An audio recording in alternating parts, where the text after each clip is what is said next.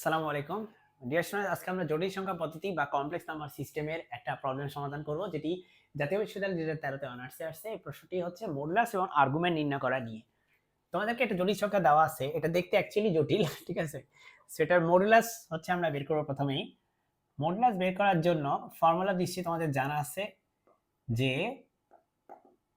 আমি একটু আলাদা করে দেখাই। জেড ইকুয়াল টু যদি হয় a প্লাস আয়োটা বি, তাহলে এটার মডুলাস কি হবে জানো? Root over a square plus B square. আমি এটা নিয়ে আলাদা করে ব্যাখ্যা করছিলাম যে পিথাগোরাসের ফর্মুলা থেকে এটা কিভাবে আসে। কোনো না কোনো ভিডিওতে এই ব্যাখ্যা পেয়ে যাবা, একের বেশি ভিডিওতে আমি এটা ব্যাখ্যা করছি। সো মাই ডিয়ার ফ্রেন্ডস, এখন দেখো আমরা এটাকে হচ্ছে মনে মনে a ভাববো আর এটা হচ্ছে b ভাববো। সো আমাদের এটা হয়ে যাবে রুট ওভার a স্কয়ার, এ মানে হচ্ছে 1 plus sine alpha a square, আর এটা হচ্ছে বি, কজ আলফাটা হচ্ছে বি, এই যে বি স্কয়ার লিখলাম, ঠিক আছে। এবার আমরা এখানে বর্গ করব, বর্গ করলে এটা পাওয়া যাবে 1 plus 2 sine alpha plus sine square alpha. ব্যাপারটা বুঝছো? a plus B whole square formula a square plus 2ab plus B square, আর একটা কজ স্কয়ার আছে এখানে। এখন ছোটবেলায় তুমি একটা ফর্মুলা শিখছো 9 10 এ, sine square plus cos square equal to 1 শিখছিলা, তাই না? Sine square plus cos square equal to 1 শিখছিলা ছোটবেলায়।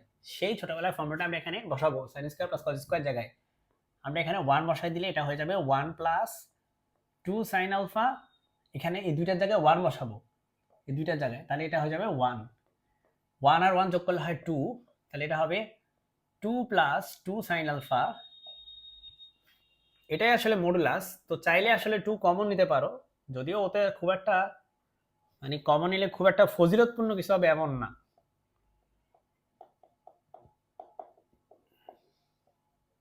এই হচ্ছে আমাদের মডুলাসের মান, ঠিক আছে। সো এই গেল হচ্ছে মডুলাস। আচ্ছা, এবার আমরা আর্গুমেন্ট বের করব। আর্গুমেন্ট বের করার জন্য আমরা রাইট সাইডের যে জায়গাটা এটাকে ইউজ করলাম। চলো,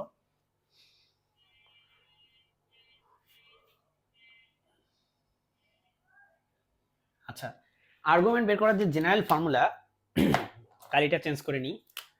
আর্গুমেন্ট বের করার যে জেনারেল ফর্মুলা সেটা আমরা লিখি আগে। চলো, argument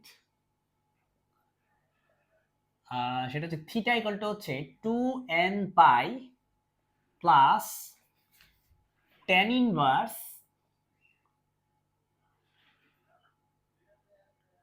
inverse modulus of y by x, ঠিক আছে। তো এই হচ্ছে জেনারেল ফর্মুলা কি নির্ণয়ের, আর্গুমেন্ট নির্ণয়। এখানে n এর পরিচয়টা দিয়ে অবশ্যই দিবা তুমি। n এর পরিচয় হচ্ছে n হচ্ছে belongs to z set, okay. z set মানে কি? সমস্ত পূর্ণ সংখ্যার সেট। এখন এখানে আমরা সরাসরি y এর জায়গায়, এই যে এটা হচ্ছে y, এটা হচ্ছে x, কারণ ধরো z ইকুয়াল টু যদি x প্লাস আয়োটা y হয়, তাহলে x এর জায়গায় কে আছে? 1 প্লাস সাইন আলফা, আর y এর জায়গায় আছে হচ্ছে cos alpha. So cos alpha y এর জায়গায় বসাবা, y এর জায়গায় কি বসাবা? cos আলফা বসাবা, আর x এর জায়গায় বসাবা হচ্ছে 1 প্লাস সাইন আলফা, ঠিক আছে ওখানে। তো চলো আমরা লিখবো 2n pi plus tan inverse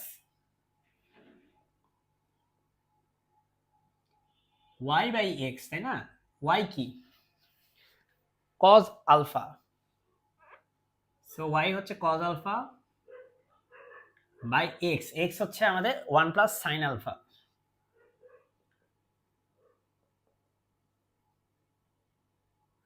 তুমি এই জায়গায় যদি রেখে দাও তাহলে কিন্তু তোমার অ্যান্সারটা আসলে হলো না। তুমি পার্শিয়াল মার্ক পাবা স্যারদের কাছে, ফুল মার্ক পাবা না। কারণ হচ্ছে কি, এটাকে আরো সংক্ষেপ করা যায়, ঠিক আছে। তো যদি কোনো কিছুকে সংক্ষেপ করা যায় তাহলে সেখানে আসলে ফুল মার্ক পাওয়ার সুযোগ নেই। তো এখানে যে ফর্মুলা, সমস্যা হচ্ছে যে এই কজ আলফার আসলে কোনো কজ আলফার ফর্মুলা, আবার 1 প্লাস সাইন আলফার ফর্মুলা কিন্তু আমাদের জানা নেই।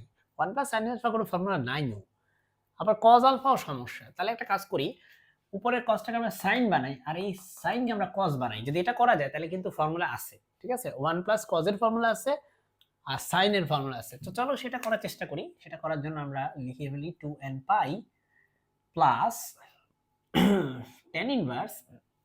আমরা জানি যে ছোটবেলা থেকে যে cos আলফা মানে হচ্ছে sin pi by 2 minus alpha. হ্যাঁ, এটা হচ্ছে পূরক কোণের জন্য এই সূত্র। আলফা এই কোণটা পাই বাই 2 মাইনাস আলফা এর পূরক কোণ, কারণ এই দুইটা কোণকে যোগ করলে হয় 90 ডিগ্রি।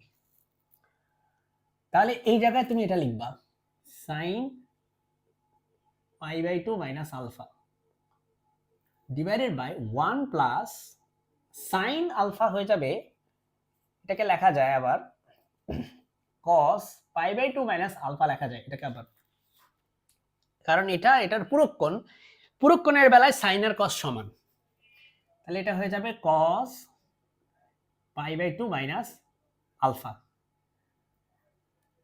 এখন মাই ডিয়ার স্টুডেন্টস এখানে দেখো আমরা একটা ফর্মুলা ইউজ করব, সেটা আমি তোমাকে একটু লিখে দেই। ফর্মুলাটা হচ্ছে ত্রিকোণমিতির ফর্মুলা, তুমি ইন্টারমিডিয়েটে পড়ে আসছো। সেটা হচ্ছে sin a যদি থাকে এটাকে লেখা যায় 2 into sin a by 2 into cos a by 2, এটা লেখা যায়। তো চলো আমরা এখানে এটাই করি, 2n pi plus tan inverse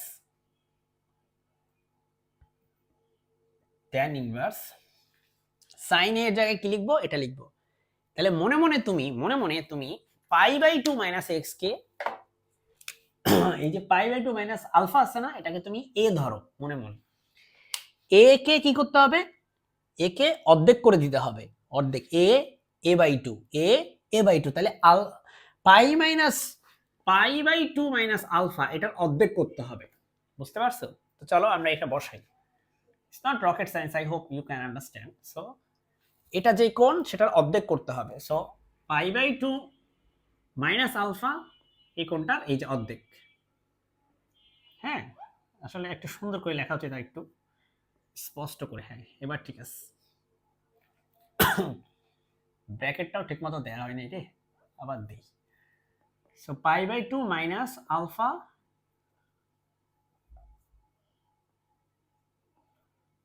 pi by 2 minus alpha, এই এবার ঠিক আছে।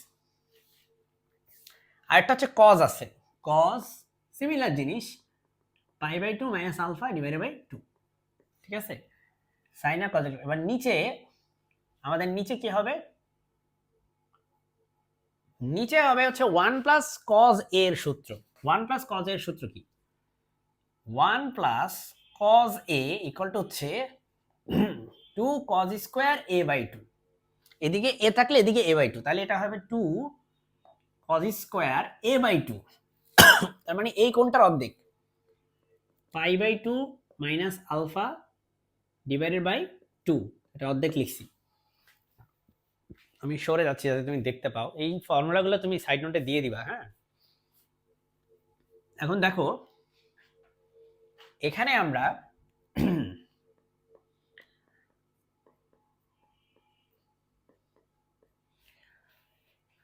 একটা cos দিয়ে একটা cos কে কাটতে পারি, 2 দিয়ে 2 কে কাটতে পারি। 2 দিয়ে 2 কে কাটলে শুধু থাকে উপরে sin, উপরে থাকে sin pi by 2 minus alpha divided by 2, এটা থাকে উপরে।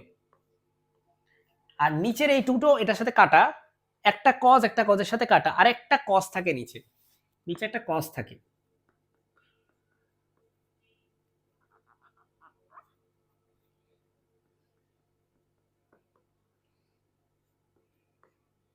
এই এখন দেখো ডিয়ার স্টুডেন্টস, sin বাই cos মানে tan,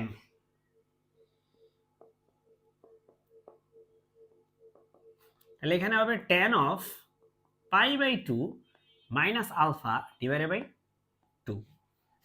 এই tan ইনভার্স আর tan একজন একজনকে কি করে, ভ্যানিশ করে ফেলে।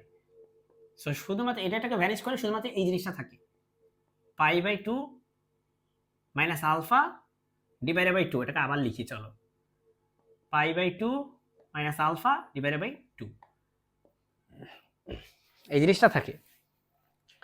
এটাকে একটা জিনিস করা যায়, এই পাই বাই 2 কে 2 দিয়ে ভাগ করতে হবে। চলো করে দিই। পাই বাই 2 কে 2 দিয়ে ভাগ করলে হয় পাই বাই 4, আলফাকে 2 দিয়ে ভাগ করলে আলফা বাই 2। এটাই হচ্ছে আমাদের থিটার মান, যেখানে n এর পরিচয় হচ্ছে n হচ্ছে সকল পূর্ণ সংখ্যার সেটের সদস্য বোঝায়। ঠিক আছে, এই হচ্ছে আমাদের আজকের ম্যাথের সমাধান। আশা করি বুঝতে পারছো মাই ডিয়ার স্টুডেন্টস। ম্যাথটা জটিল না, কিন্তু ম্যাথটা একটু, বিশেষ করে আর্গুমেন্ট বের করাটা একটু ঝামেলা। তো আশা করি তুমি পারবে ইনশাল্লাহ। পরীক্ষায় আসলে প্র্যাকটিস করবে, এগুলো তুলে ফেলবা খাতায়। আসসালামু আলাইকুম।